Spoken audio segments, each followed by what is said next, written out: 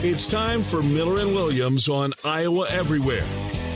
Presented by Prairie Meadows Racetrack and Casino. This is Iowa Everywhere.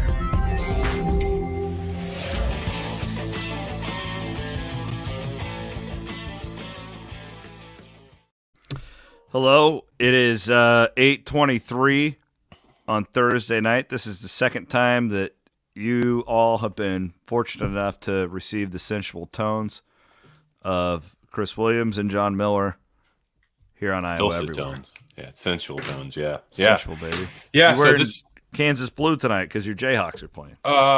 this is my color. Like if I took the camera up to my closet right now and I showed you my closet, there'd be blue, blue, blue, blue, light blue, blue, blue, blue, blue, gray, blue, blue, blue, blue. Kind of like, the old B movie, black and gold, black and gold, black and gold. Oh, gold and black. Yeah. I dig. Yeah, I'm blue. It's my color. We are here for a reason. Sorry. Yes, we are.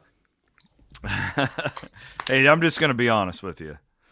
That air is from Cody Road. It's been one of those days, baby. I could smell it. I could smell the magical aroma of Cody Road wafting through the microphone.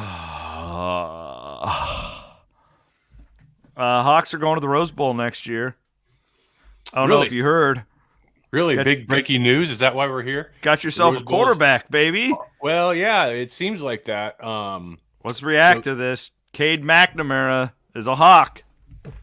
He certainly beat the Hawks down, had a hand in beating the Hawks down pretty badly last year in Indianapolis.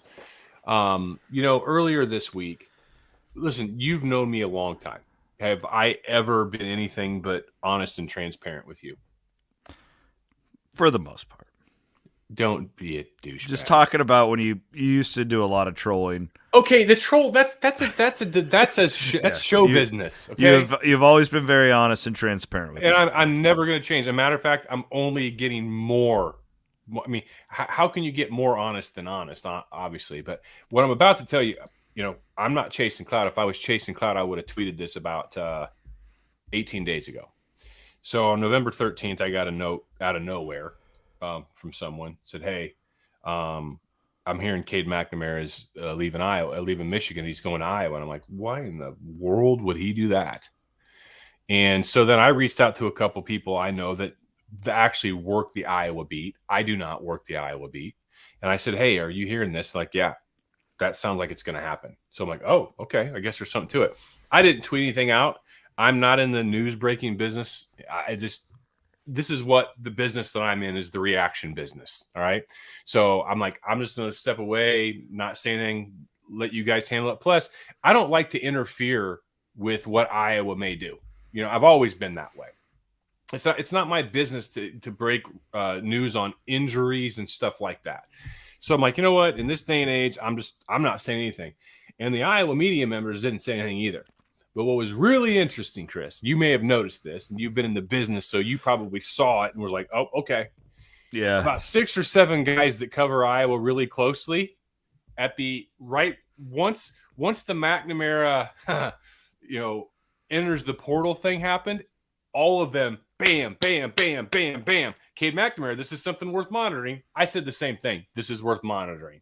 That's code for we all know this is going to happen. And everybody was sitting dead red on this. And when you see all those tweets at the same time from people, that lets you know, oh, that's going to happen. All right. Let me just be I'm going to interview you. Okay? Great. I'm looking for a job. Well, because you have way more insight on this than I do. I have questions. One, does this mean that Brian Ferentz is still going to be the coordinator? Like, would Cade McNamara commit somewhere not knowing what the offense is going to be and whatnot? Great question. That's an Occam's razor analysis answer. So my answer to that, strictly using logic, that's all I've got to go on, is correct. That's the right question and the right assumption. I believe that the Team McNamara has been told that it's not going to look the same as it's looked last year, which is the same as it's always looked. My guess is, if I had to make a wager, and this is outside of Occam's right now, if I had to make a wager that Brian is going to be the offensive coordinator again, and then when Kirk holds his January news conference which started actually following the 2014 season. Oh, yeah, that was Newkirk. Yeah, when he made Beathard the starter over Rudock, and then Rudock transferred to Michigan. That's when that January press conference started. Kirk's going to have another January press conference and say that I'm basically turning the reins over the offense to Brian. It's still going to look like Iowa. It's still going to have our fingerprints and our DNA, but there's going to be some tweaks. I've been holding Brian back, and frankly, blah, blah, blah. You're going to hear something like that. And that doesn't mean that I think Brian Ferentz is the best offensive coordinator of all time. But as I said in my Sunday reaction podcast this last week, I said, I don't know that I can fairly and accurately judge Brian Ferentz because of the systemic limitations that his father places on him for the offense that his dad wants to run. I think Brian does get in ruts too often. He gets away from the run. He did it several times this year. He did it a couple years ago against Northwestern in a game that they didn't need to throw the ball 50 sometimes in. But so, yeah, I think Brian Ferentz very likely to be Iowa's offensive coordinator next year. But there's absolutely going to be at least January lip service to some changes are going to happen. Yeah, well, that was my follow-up because I can't – if Brian Ferentz was going to be the coordinator and it's going to be – like we've seen for the last however many years. I just don't understand why a good transfer who could go get paid somewhere would go to Iowa. It doesn't make any sense to me. My guess is he got a little scratch. I would think so. Caden Proctor, I think, got a little scratch too. Tom Caker of Hawkeye Report reporting today, the first day of December, that Caden Proctor is going to come to Iowa, and I think Iowa broke out a bag because Oregon broke out a bag. But yeah, so – that's going to happen. Wouldn't surprise me to see a different quarterbacks coach, a different quarterbacks coach in the program. Matter of fact, I'd make a call to a guy that's only 90 minutes up the road north of them, and Drew Tate at Northern Iowa. That's who I would bring in. But I absolutely would break that out for sure. Okay, and not have it be John Budmeyer. Okay.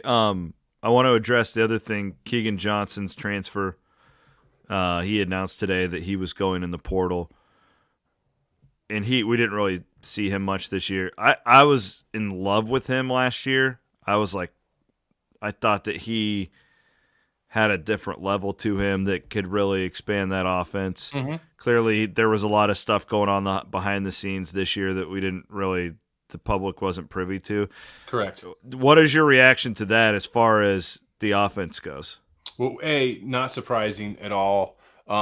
It was more than just injuries, and it was nothing. There was no malfeasance. There was no, he's not playing because it's not. He just couldn't. He just couldn't play, and we'll leave it at that. And I wish him all the best. Everyone in the staff does. I know. Impact to Iowa. You don't want to lose a talent like that when you get him. But again, will I be surprised if Deontay Vines or Arlen Bruce, anybody who's a receiver in that program, decides to go somewhere else? Absolutely not. You don't go to college unless you're on the track team. You don't go to college as a football player, as a receiver, to block and run wind sprints. And that's what Iowa receivers have. What year was it you wrote the column? It was a long time ago. And here we are, 8, 10, 15 years later. I said, go to Iowa. You're a professional wind sprint runner if you're a receiver. I said, what person in their right mind who has great receiving talent would go to Iowa? They had Kevin Casper's kid, who was born with black and gold. He went to Oregon, got a bag, didn't play much this year, doesn't matter. So to commit to Iowa as a receiver, you either have to be a visionary or a masochist. And hopefully what we'll hear from Kirk in January on the heels of McNamara's commitment to Iowa, the transfer portal, is going to be words that allows them to sell things a little better. Ultimately, the proof's going to be in the pudding next year. I mean, Lucy's putting that football down, and I think I can kick it. But until my foot hits the leather, which is next September, I'm skeptical.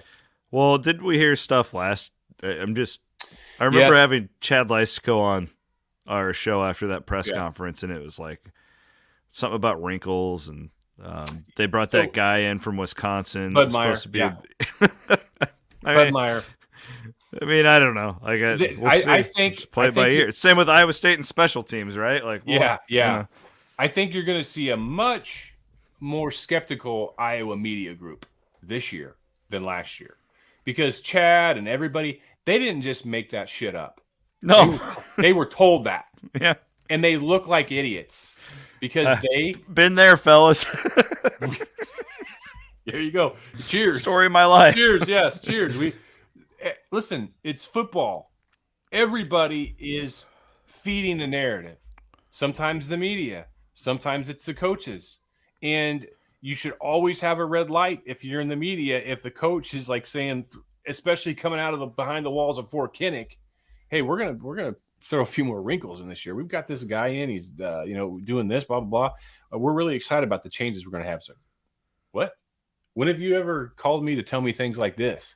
Usually, you're like, get the hell out of the hallway. It's 1 minute after the press conference is over, and we don't want you scumbags in here. That's how it is. Not maybe to that extent, but that's starting to feel that way around Ames a little bit. but so that fell on its face. So gonna have to be a lot of show me going on. Now, I don't know exactly what McNamara's surgery was for this week. Don't know the extent of how long he's going to be out. He's got 2 years to play, all right? But let's just say hypothetically, he can be 100% himself, the four-star self that he was. I think the one time maybe even Notre Dame commitment that he was, all right? In 14 games last year, 2021, he had a 3-to-1 touchdown to interception ratio, had a quarterback rating of 141.9. John, that sounds great, quarterback rating, but I don't live in quarterback ratings. Give me some relativity to that. I'll tell you that. That was the third best quarterback rating. It would have been the third best quarterback rating in 2020. Would have been the second best quarterback rating by a Big Ten quarterback in 2019. CJ Beathard had a quarterback rating of 139.5 in 2015. Again, McNamara's 141.9. And Nate Stanley, his best quarterback rating was 2019 of 131.2. So McNamara quarterback rating better than Beathard's best year, better than Stanley's best year. But let's go back a little further. Let's think back through the Kirk Ferentz era. McNamara's 141.9. Remember that 141.9 would only be eclipsed by Ricky Stanzi's 157.6 in 2010, which is the highest quarterback rating of any Iowa quarterback ever. Drew Tate's 146.4, again, 141.9 is a baseline, in 2004. And Brad Banks in 2002 had a 157.1, which was still not as high as Stanzi's, but again, makes you think quarterback ratings at the end all be all, because Banks is probably better than Stanley at that year. And even going back even farther, you had both Chucks, Chuck Long and Chuck Hartlieb, who had higher quarterback ratings, and I think 87 for Hartlieb, 85 for Long. Long might have had two better, and Matt Rogers never did. So the performance that Cade McNamara put forth in 2021 ranks highly amongst Iowa quarterbacks over the last 40 years. What do you think his performance would have been this year? Like, how, I'm not being a dick. Like, how would that have changed? Yeah, like for Iowa. If he played for Iowa with this year's team, what would Iowa's record have been? 9 wins? 8 wins? Probably, I would say 8 for sure. He's definitely won more, at least. He's definitely, let's say, wins above Iowa replacement. He's definitely +1, right? Yeah, absolutely. I'm not being a jerk. Like, he's definitely a Petrus +1, maybe 1.5. But the reason why I hesitate is that offensive line is still the same offensive line. Yeah. Right.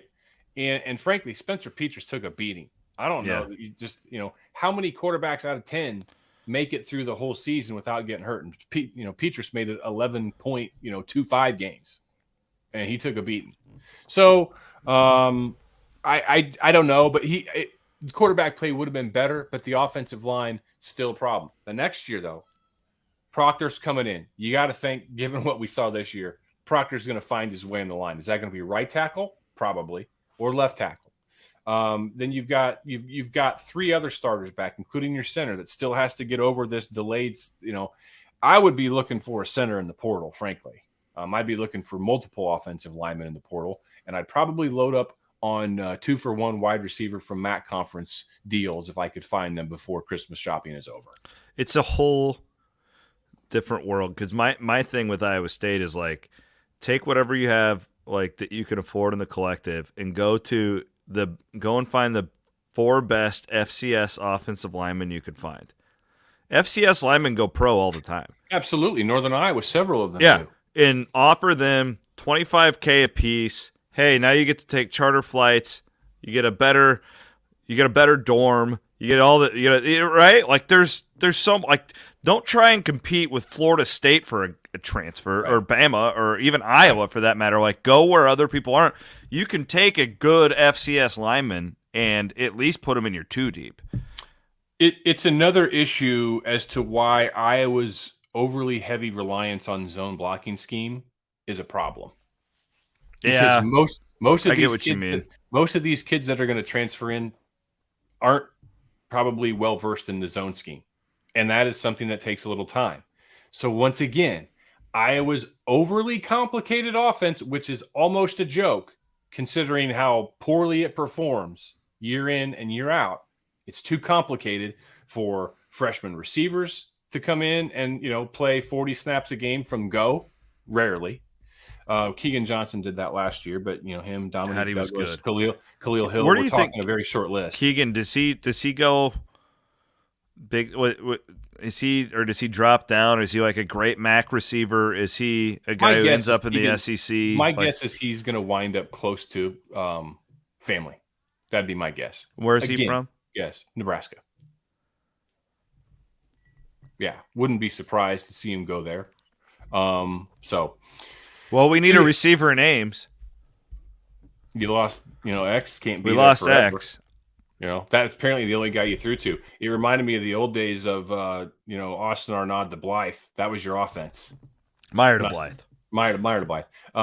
Yeah, sorry, Austin. Arnaud threw to Blythe some too, but yeah. Meyer to Blythe. Meyer to Blythe was the famous. Let's just go throw that baby up and let Blythe run down there and catch it. It was fun. Well, but it came back to they didn't have a running game. Right, but X is a pro though. Oh yeah, we talk about these quarterbacks though, and you were talking about Petrus, and I truly believe in this, and the reason I do so much is because Brett Meyer's a good buddy of mine. I've known Brett since we played against each other in the same conference growing up.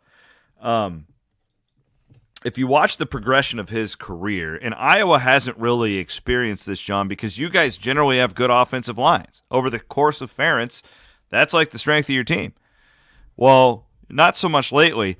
I've seen so many Iowa State quarterbacks over the years regress, and I know you all have too, but I think it's for a different reason. Brett Meyer was a honorable mention type all Big 12 player as a freshman. Mm-hmm.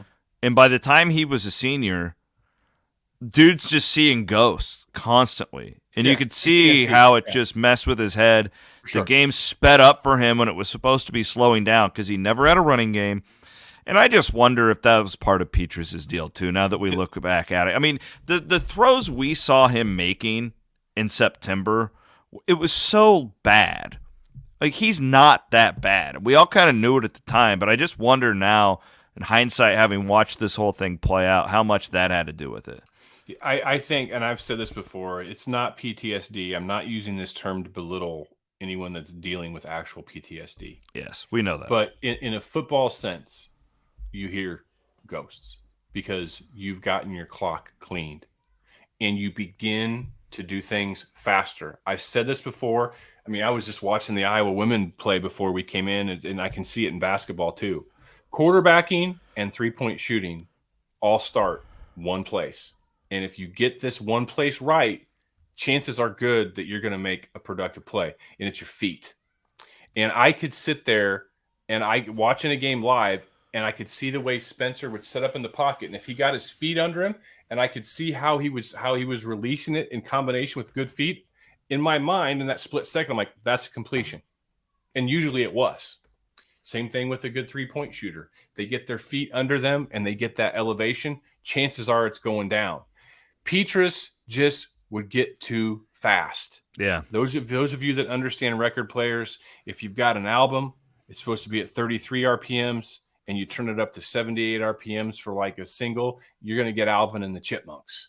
And that's what Petrus's brain was, because he just never knew when he was going to get his clock clean because he'd gotten it clean before. So he tried too hard. He pressed because he wanted to do so well, and it just wasn't going to work out for him. McNamara comes in, doesn't necessarily have that mental baggage that we just described with Petrus. And if the offensive line is representative of an Iowa offensive line, this year's offensive line, Chris, we saw it with our eyes. But I have a friend of mine who does a lot of scouting and analysis, has been hired by professional NFL teams for his talents. He sent me a spreadsheet 3 weeks ago where he rated every Ferentz offensive line. This year's offensive line had the lowest rating of any of the Ferentz era. I think it's either this year's offensive line or Kirk's first offensive line when those guys were all 240 pounds and Kirk should have got turned into DHS. That's a good way to end it. I actually think Kirk might have been the one that said that line. So. Oh, okay. Well, that's still a great line. Yeah, that's really good stuff. All right, I gotta go put a 3-year-old to bed. What are you reading tonight? Good night, Moon. I'm finishing my English Premier League book. No, no, I meant what are you reading to your daughter? And if you read your daughter the English Premier League book, that's going to be some bullshit. Man, we do Peppa Pig books, and I have to do the English accent. That's the best. Yep. Grace had a book. It's called Sophie's Dance Class. And there's like a little pull-out things where you can make the ballerina do pirouettes and arabesques and things. So I had to read that every night to her for a year. And then when I got done, she would give me and it was also like Dancing with the Stars was big, and we watched that as a family. So she would give me a rating every night on my dance moves. And I always scored horribly. And she thought that was the funniest thing ever because I would overreact and be pissed off. Like, what do you mean I only get a 2? You know? So, yeah. So is little Gracie at the Kansas game tonight? I doubt it. I think she's at her apartment. You know what's funny? Is that little Gracie? Hey, no, it's my wife. Oh. And I said, hey, I'm going to be recording a podcast, so I'm going to be out of contact for 20 minutes. Ding, ding, ding. Come on now. No, Grace is probably just hanging out in her apartment tonight. You know, she was there for not big enough of a game. She's only there to rip down goalposts and celebrate national championships. I get it. Too expensive. Not in Dad's budget. Seton Hall on a Thursday night. It's not big enough of a game for Gracie to go to. Yeah, you know, she went to a preseason game. You know, I think she just likes going for the juice, not like actual juice, but I'm talking juice. Yeah, she doesn't really care about. Right, go take care of your 3-year-old. Thanks for doing this. Oh, real quick, if you're watching, did you see I got our website up today? I did not. Yeah. Check it out. IowaEverywhere.com. I want to get your reaction to it real quick. Okay. Live reaction. First time seeing it. Okay. I like the format. This is a WordPress content management system? Yeah. I can see that right away. Only because I've built, dozens of. That's good. That's clean. I like the colors. Not going to lie. Like the colors. Well, it'll grow. We'll expand from there. So does this mean I get to start, I can write columns now? Absolutely. Okay. Do whatever you want. I mean, the whole point of it is just to post our shows. But, if Kirk Ferentz quits and goes and coaches the Jaguars, we could put up a story. We have but I got to have the manpower to do all that at some point. Yeah, but 2003 called, said that story's old. Yeah. Sometimes I like to write. I've been known to like to write. So I might. Just give me the keys and I'll, go kick it around. All right. Appreciate you, buddy. All right. Thanks for watching on a Thursday night with us, everybody. Take care. Cade McNamara's.